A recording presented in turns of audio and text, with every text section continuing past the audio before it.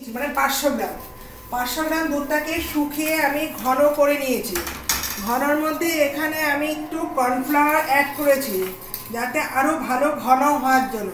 যেহেতু আইসক্রিম যত ঘন হবে টেস্টটা তত ভালো হবে, আইসক্রিমটা ক্ষীর।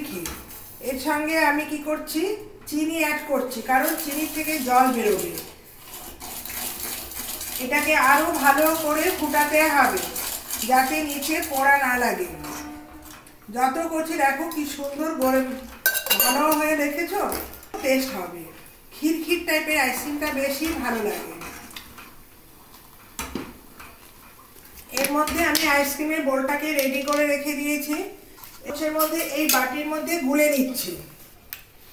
এবার দিচ্ছি কোকো চকলেট, হট চকলেট বাজারে কিনতে পাওয়া যায়।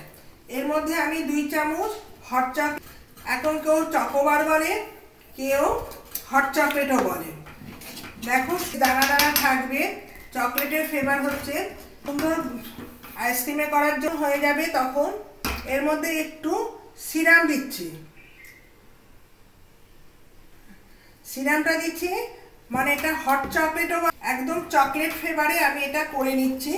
আর সঙ্গে সঙ্গে কি হচ্ছে, চকোবার দিয়েছি, আর যেহেতু এই যে হট চকলেট যেটা পাউডারটা দিয়েছি এটাতে চকলেটের গুঁড়ো থাকে, ঘন করে হয়ে যাচ্ছে।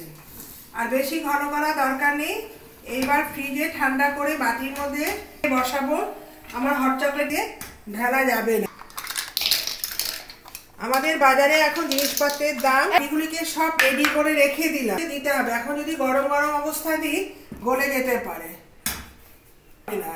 আর এটা যত ঠান্ডা হবে কেন, এবার আস্তে আস্তে ঠান্ডা ফ্রিজে রেখে খেলে আইসক্রিম পাওয়া যায়। আমি এখন গরম করে গেছে।